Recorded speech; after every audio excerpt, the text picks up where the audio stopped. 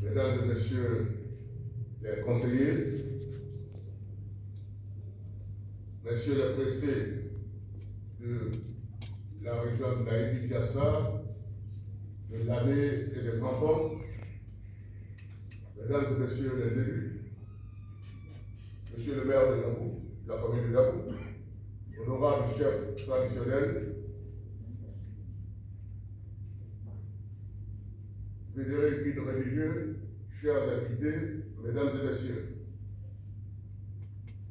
Je voudrais tout d'abord saluer chacune et chacun d'entre vous, mais je voudrais aussi vous saluer collectivement et vous souhaiter, par la même occasion, la cordiale et fraternelle bienvenue, tout en vous remerciant très sincèrement d'avoir répondu en grand nombre à mon appel. Nous sommes réunis ce jour à l'occasion de la première session ordinaire du Conseil des disciples autonomes de la ville. Mais bien avant, je voudrais profiter de l'heureuse opportunité que m'offre cette occasion pour rendre un hommage appuyé à son Excellence M. Alassane Ouattara, chef de l'État, président de la République de Côte d'Ivoire. En effet, c'est dans sa quête inlassable d'un développement harmonieux et équilibré de la Côte d'Ivoire que le chef d'État, son Excellence Alassane Ouattara, a franchi le dernier palier du processus de décentralisation pour aboutir à une décentralisation équilibrée, intelligente et dynamique qui a donné naissance au disciple autonome. Ainsi, grâce au président Alassane Ouattara, la Côte d'Ivoire compte désormais 14 districts autonomes. Ces entités suprarégionales ont pour mission non seulement de renforcer l'efficacité de l'action du gouvernement et d'appuyer le développement du pays, mais il s'agit aussi de renforcer la compétitivité de nos régions par un environnement des affaires plus favorable afin d'attirer de nombreux investisseurs nationaux et étrangers capables de donner des capitaux importants qui, investis dans les secteurs agricoles et industriels, touristiques, créeraient de nombreux emplois rémunérateurs en faveur des jeunes et des femmes. Ainsi, chaque Ivoirien et chaque Ivoirienne peut prétendre à des conditions de vie décentes, quel que soit là où il se trouve dans le pays. Ces entités supra-régionales ainsi créées font porter le développement et le progrès social dans toutes les aires géographiques du pays. Chers conseillers, mesdames et messieurs, il faut rendre hommage à cette vision prophétique du chef d'État, son Excellence M. Alassane Ouattara, qui, comme un prophète, parlait déjà de renforcement de l'efficacité de l'action du gouvernement, de coordination et d'évaluation, ainsi que de suivi de la bonne exécution des programmes et des projets de développement pour le bien-être de ses compatriotes. Il est juste et bon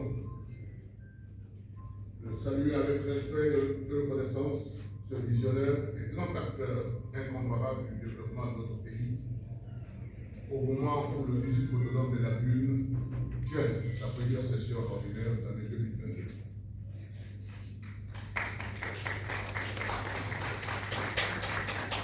Mesdames et messieurs les conseillers, chers invités, dans le prolongement de cette vision prophétique du développement, il a procédé immédiatement à la nomination des ministres, gouvernant et poser son choix sous ma modeste personne pour animer le disciple autonome de la République. Je voudrais, à ce stade de mon propos, lui exprimer en cette occasion solennelle ma profonde gratitude et mon infinie reconnaissance. Merci, Monsieur le Président Dia, l'ancien. Mesdames et Messieurs, chers conseillers, je voudrais féliciter chacune et chacun d'entre vous pour sa désignation en tant que conseiller de notre prestigieux district autonome. Merci aux élus locaux, présidents de conseils régionaux, maires et leurs équipes pour le travail qu'ils abattent au quotidien pour améliorer la vie de notre population. Nous voudrions compter sur leurs expériences et leur savoir-faire. À présent, qu'il me soit permis d'exprimer toute ma gratitude au corps préfectoral, aux chefs de service, aux chefs traditionnels, coutumiers, religieux et autres éminentes personnalités qui rehaussent l'éclat de cette cérémonie. Mesdames et messieurs les conseillers, le district autonome de la Lune regroupe trois grandes régions. La région de la Ville-d'Assa avec comme chef-lieu Abbeville, la région de Grand-Pont, chef-lieu d'Abou, qui est en même temps chef-lieu du district, et la région de la Ville, avec comme chef-lieu Adzopé. Il couvre une superficie de 20 885 km², soit un septième du territoire national, et compte une population de 2 100 000 habitants, d'après le recensement général de la population et d'habitat 2021, soit environ 10% de la population nationale. Il compte aussi 11 départements, 46 sous-préfectures, 16 communes et 328 villages. Sa population, caractérisée par sa diversité, est composée d'autochtones, Abel, Aguili, Ayukoum, Aïzi, Alagnan, Akouri, Atié, Amikan. Il est aussi composé d'allochtones venus des autres districts de Côte d'Ivoire et d'Alogène. Le district autonome de la Lune regorge d'énormes ressources naturelles, agricoles et économiques, touristiques et culturelles. Nous avons donc le devoir, nous, responsables de ce district, de faire tout en œuvre pour améliorer les conditions de vie des populations, parce que nous devons les maintenir sur place dans leur lieu de vie habituel et leur apporter des conditions de vie meilleures. Votre district est aussi un potentiel humain innombrable, des compétences variées et riches. Le district autonome de la Ville, c'est aussi une constellation de cadres haut niveau. Moi, Monsieur le Premier ministre, Son Excellence Achille Patrick. Merci, Monsieur le Premier ministre, chef du gouvernement, pour vos appuis multiformes. Je voudrais aussi saluer, en votre nom à tous, Son Excellence M. Adama Bitogo, président de l'Assemblée nationale, représenté ici par l'honorable Essis Emmanuel. Enfin, permettez-moi de rendre un hommage déférent à notre sœur aînée, Mme Henriette Diabaté, grande chancelière de l'ordre national, pour sa fidélité au chef de l'État et son engagement en faveur du bien-être de la population de la région. Je voudrais brièvement faire le bilan de l'activité 2021-2022. Comme je disais, je voudrais pêle-mêle citer les activités qui ont meublé l'année 2021-2022 et que j'ai réalisées en votre nom. Le district autonome de la Lune a organisé un séminaire de réflexion les 11 et 12 septembre 2021 à Gabou sur le thème unité, paix, développement, qui a connu un franc succès par le nombre et la qualité des participants, mais aussi par la qualité des conclusions des participants.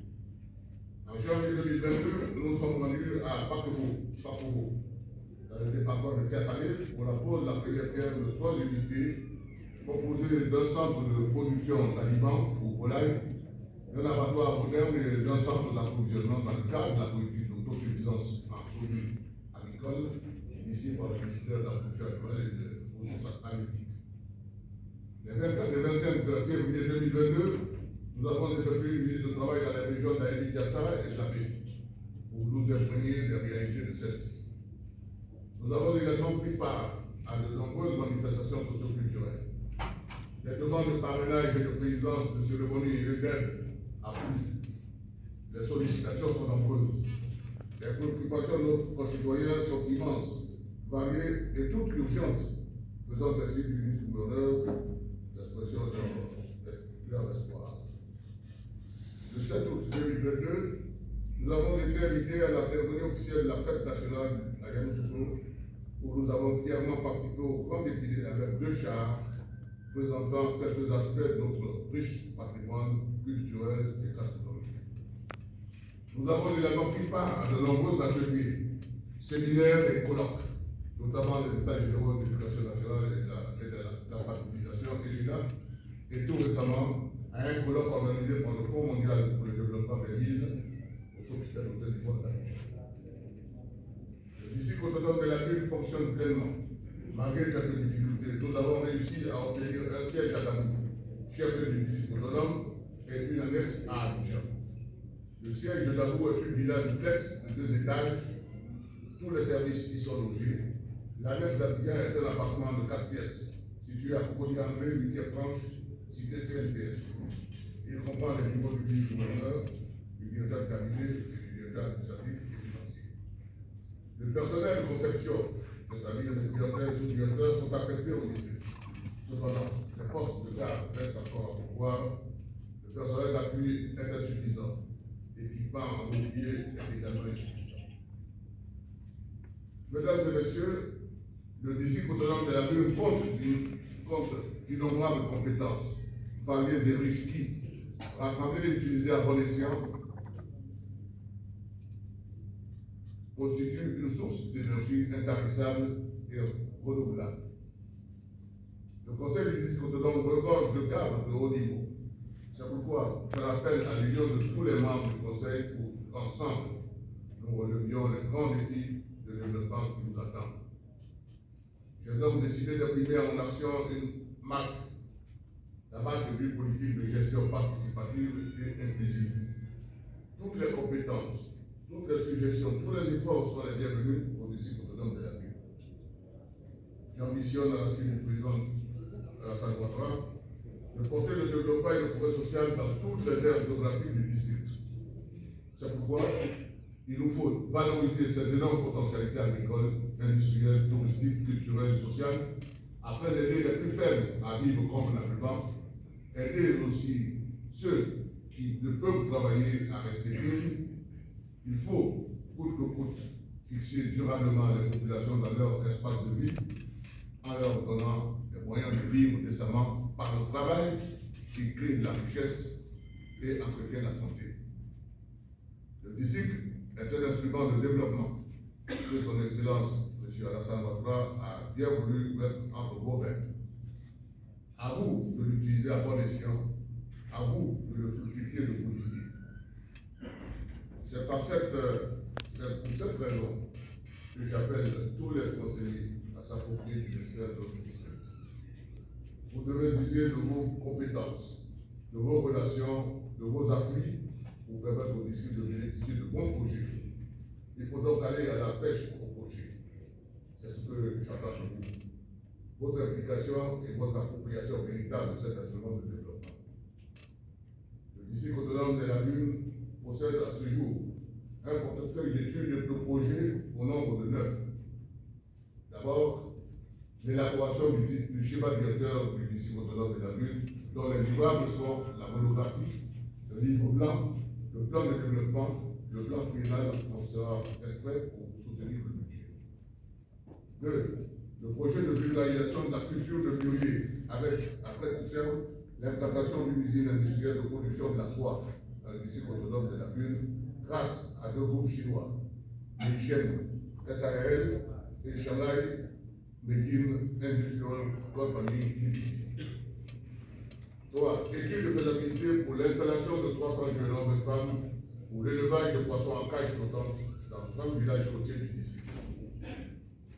Opérateur technique, la société ouest-africaine d'élevage, SOAL, entreprise chinoise, est en train d'installer ses bureaux et ses infrastructures étant dans le village des cages flottantes à Tiara, sous le Bhutan.